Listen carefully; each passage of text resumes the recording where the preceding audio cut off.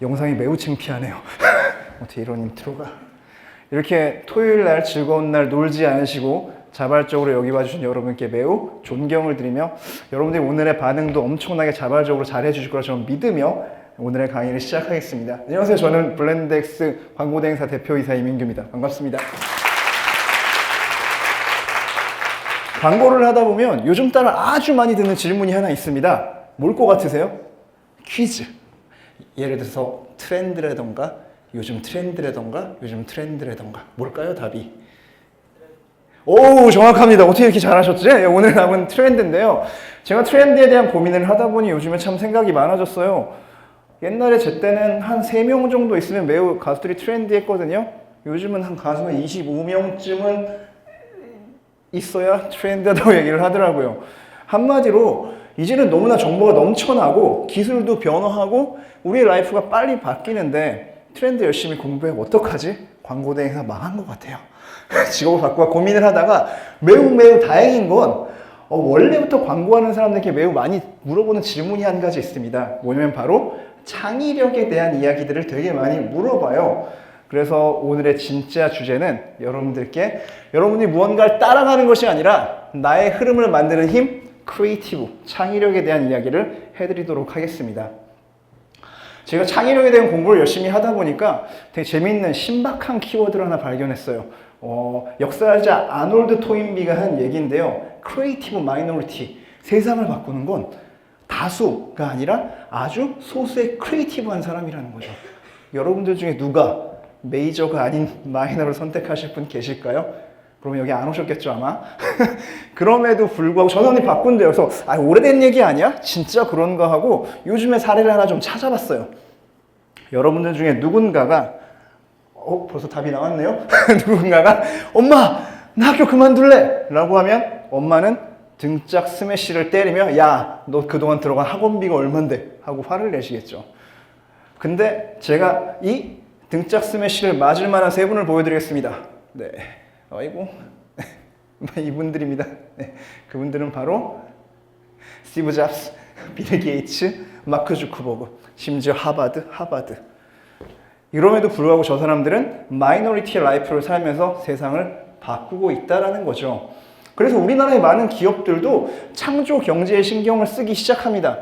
제가 몇 년 전에 대기업에 입사를 한 적이 있는데 새로 입사한 사람들을 모아놓고 연수원에서 똑같은 체육복을 입고 똑같은 모자를 쓰고 운동장을 3바퀴 돌아요. 창조 경영 하면서 운동장을 뛴단 말이에요. 이게 과연 우리가 생각하는 창조가 될까 잘 모르겠어요.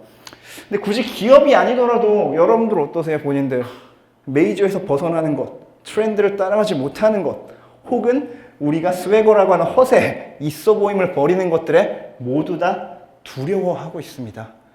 사실 이건 여러분들만의 잘못은 아니에요. 이렇게 만드는 사회, 경제 그리고 많은 현상들이 있는데요. 이 현상을 저는 한마디로 다수자의 영향력, 머저리티 인플루언서라고 예를 들어보겠습니다. 제가 한번 보여드릴게요. 어떤 건지. 카메라가 잡힐래나? 네, 그렇습니다. 제가 여기 있는 4분과 이제부터 일을 해볼 거예요. 저랑 짤 거예요. 여기 3분. 끝에 분 몰라요. 자, 제가 뭐라고 물어보면 무조건 네라고 대답하시면 돼요. 아셨죠? 오늘의 강연자 중에 제가 제일 잘생겼죠? 네. 잘생겼죠? 네. 잘생겼죠? 잘생겼죠? 네. 이것이 바로 머저리티 인플루언서입니다. 남들이 얘기하면 내가 차마 아니라고 말하는 게 어려워지는 것이죠. 대부분 이렇게 살고 있어요. 근데 너무나 신기하게도 세르주 모스코비치라고 하는 프랑스의 심리학자가 이런 말을 합니다. 마이너리티 인플루언스, 소수도 다수를 바꿀 수 있다라고 이야기를 하는 거예요. 제가 다시 한번 예를 들어볼게요. 자, 4분이 계신데 3분은 아니라고 편하게 얘기를 하시면 되고 저랑 짰어요. 네라고 하셔야 돼요. 아셨죠? 하셔야 돼요. 제가 제일 잘생겼죠? 라고 하면 아니요 하시겠죠? 아니요? 정말 그게 끄덕이시네요. 네. 너무나 끄덕이시면 괜찮습니다. 아니요. 제가 제일 잘생겼죠? 네. 그럼 3분이 뭐라고 생각할까요? 취향 참 독특하네. 라고 얼굴을 보실 거예요. 또 물어봐요, 제가. 잘생겼죠? 아니요. 제가 제일 잘생겼죠? 네. 라고 물어봅니다. 또 물어보면 또 아니요. 제가 제일 잘생겼죠? 네. 라고 대답하면 나머지 3분이 이때부터 흔들리기 시작합니다. 내가 모르는 매력이 있나? 내가 잘 못 봤나? 생각보다 괜찮은 것 같아 라고 혼동하기 시작합니다. 이것이 바로 마이너리티 인플루언서. 끊임없이 내가 생각하는 것을 오랫동안 긍정적으로 용기 있게 말하다 보면 사람들을 이끌 수 있다라는 거죠. 그래서 오늘은 저는 이 방법에 대한 것들, 오랫동안 긍정적으로 용기 있게 크리에이티브 마이너리티가 되는 광고적인 경험담들을 여러분께 얘기를 드리겠습니다. 첫 번째는요, 광고를 할 때 가장 중요한 건 사람들의 잠재의식, 마음속 깊이 있는 인사이트를 찾아내는 거예요. 나도 모르는. 그걸 찾는 유일한 방법은 오랫동안 관찰을 하는 겁니다. 자, 우리가 보통 우리가 알고 있는 것들을 상식이라고 얘기를 합니다. 그리고 새롭게 아는 걸 사실이라고 말하고요. 나도 모르는 내 마음 깊이 있는 거 우리는 보통 잠재의식이라고 말을 해요. 예를 들어 드릴게요. 자, 여러분들이 잘 아시는 초콜릿 파이가 있어요. 왜 드세요? 라고 물어보면 다들 이렇게 말을 할 거예요. 배고프니까요. 또 한 번 물어봐요. 아, 그래도 배고플 때 왜 먹어요? 아, 당 떨어지니까 에너지가 필요해요. 또 한 번 물어봐요. 언제 어떻게 먹는데요? 라고 물어보면 사람들이 아, 그냥 있으니까 먹어요. 그죠? 있으니까 먹죠. 되게 슬퍼요. 내 돈으로 안 사 먹어요. 그냥 있으니까 먹어. 근데 이 내 돈으로 안 사 먹는 간식이라는 거, 이 인사이트가 저에게 매우 중요했습니다. 왜? 대신에 아이가 엄마를 위하여, 아니, 엄마가 아이를 위하여, 힘든 사람을 위하여, 친구의 축하를 위해서, 혹은 군대에서 우리 장병들을 위하여 내 마음을 전하는 간식이라는 방식으로 우리 인사이트를 찾고 이런 정의라는 컨셉을 말해줄 수 있는 거죠. 이렇듯 오래 관찰하면 우리가 생각하지 못하는 답을 찾아낼 수가 있어요. 근데 사실상 여러분들 어떤가요? 저는 대학교 1학년 때 휴대폰이 없었어요. 생각보다 올드하죠? 그때 친구랑 약속을 잡습니다. 야, 우리 인경호 앞에서 만나! 라고 약속을 정하면 그때부터 친구와 모든 것들이 합일되기 시작합니다. 인경호 앞에 정자가 있고 이쪽에는 벤치가 있고 이 뒤에 어디서 만날까라는 그 관계, 어떤 포즈로 서 있을까? 라는 고민들까지 하게 되죠. 그리고 친구를 만나면 자유롭게 떡볶이를 먹으며 이야기합니다. 야, 인경호의 우리가 사시는 로봇이래. 이런 얘기를 하면서 친구와 함께 즐거운 얘기를 하게 되죠. 근데 제가 군대를 갔다 왔더니 휴대폰이라는 게 생겼어요. 휴대폰으로 친구랑 얘기를 합니다. 야, 오늘 학교에서 만나. 어디서 만나? 친구가 와서 전화해. 그 순간 친구와 나와의 수많은 생각들이 다 사라져버렸어요. 그냥 학교라는 텍스트밖에 안 남아버린 거죠. 자, 요즘은 여러분들 뭐로 대화하세요? 네, 카카오톡으로 대화하죠. 제가 카카오톡으로 대화하는 학생들의 대화를 보니까 이렇더라고요. 내기. 서로 소통되지 않아요. 각자 자기 얘기를 던지고 있을 뿐이죠. 심지어 여러분들은 지금 요즘 AI랑 대화를 하죠. AI한테 어떻게 하나요? 프롬프트 집어넣고 야, 왜 답이 한 번에 안 나와? 하고 짜증을 내고 계십니다.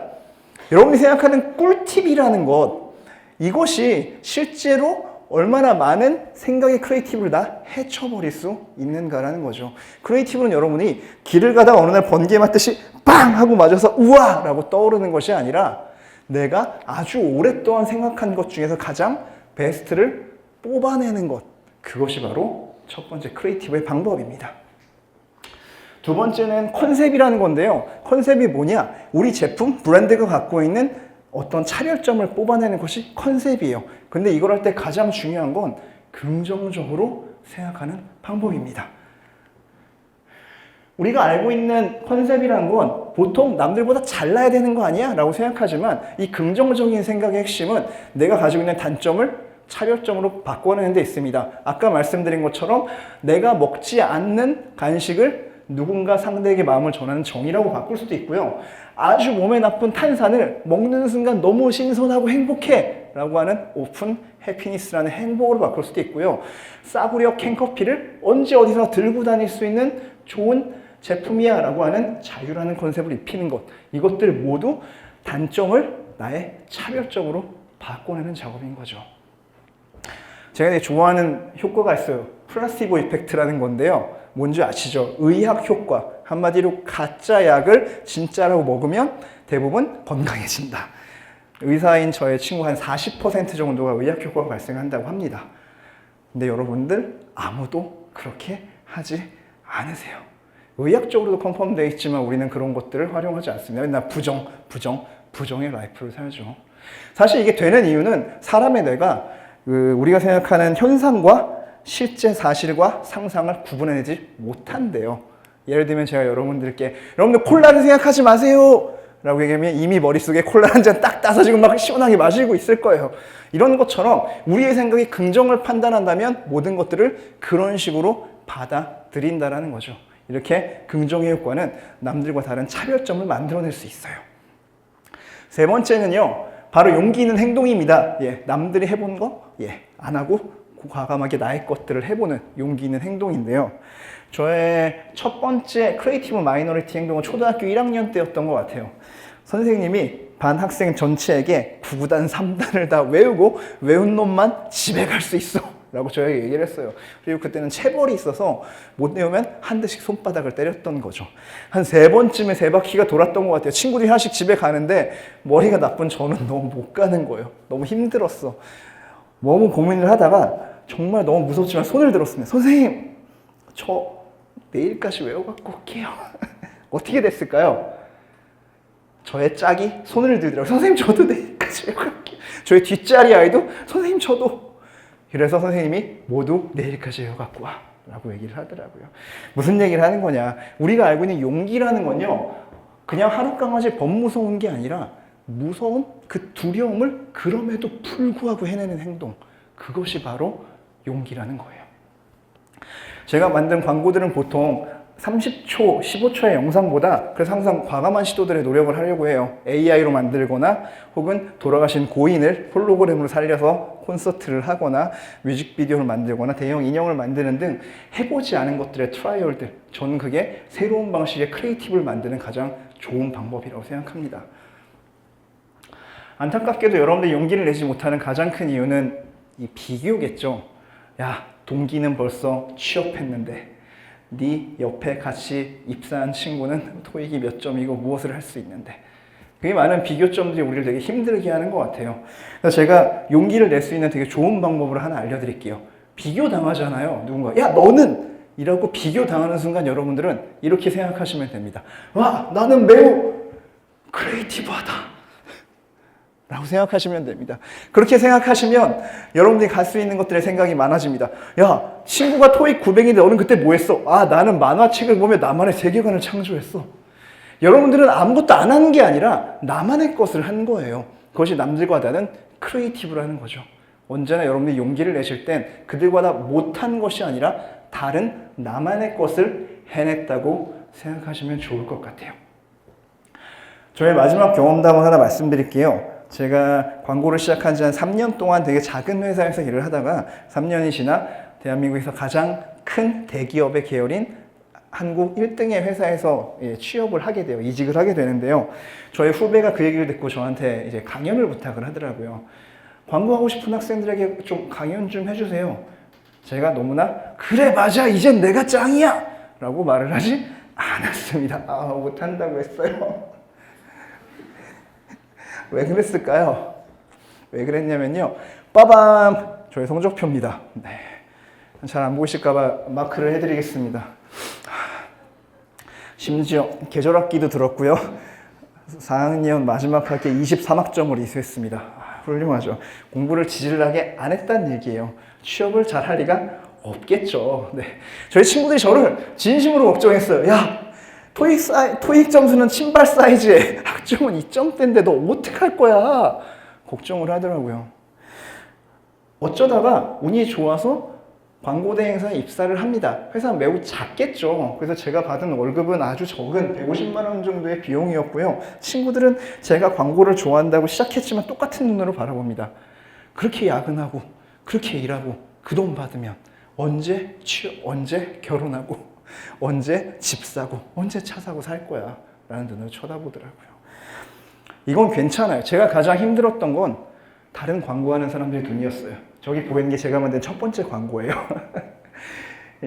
어떠한 특별한 제도에 가입하면 마일리지 드릴게요 라는 이런 배너였었거든요. 일명 영상을 만드는 메이저라고 하는 친구들이 저한테 이 말을 하더라고요.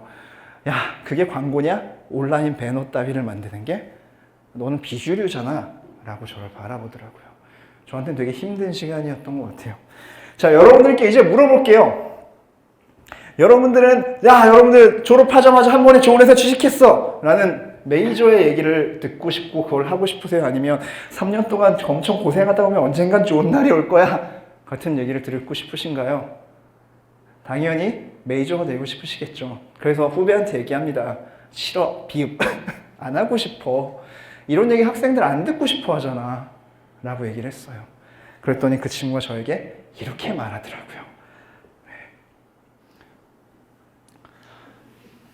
형 같은 사람이 있다고 얘기해 주세요. 세상이 다 처음부터 잘 되는 게 아니라 이런 방식으로 해도 언젠간 잘 될 수 있다는 이런 말도 해주세요. 왜 다 똑같이 말할 필요는 없잖아요 라고 말을 하더라고요. 그래서 정말 진심으로 처음으로 강의를 합니다. 오랫동안 긍정적으로 용기 있게 살았던 제 경험에 대해서. 저는 지금도 마찬가지입니다. 수많은 대기업과 외국계 회사를 지나 저만의 회사를 만들어서 저만의 크리에이티브 마이너리티를 완성하기 위한 최선의 노력들을 하고 있는 단계에 있어요. 저의 40대가 넘는 도전은 여전히 그대로 진행 중인 것 같아요. 여러분들, 어이구야? 한 장이 없어졌네? 네. 여러분들, 언젠가 여러분들이 미래에 긴 시간의 인생을 살다 보면 언제나는 상관없어요. 하지만 한 번쯤은 세상의 모든 물결 사이에 여러분들이 끼어서 몰입되고 매몰되어 없어지는 순간을 경험하기보단 아주 작은 흐름의 물결도 괜찮아요. 내가 그것을 만들어낸다면 여러분들은 창의적인 그리고 아주 작더라도 세상을 바꿔낼 수 있는 힘을 가지게 될 거라고 믿습니다. 여러분은 크리에이티브 마이너리티 언제나 창조적 소수가 되기를 기원합니다. 들어주셔서 감사합니다.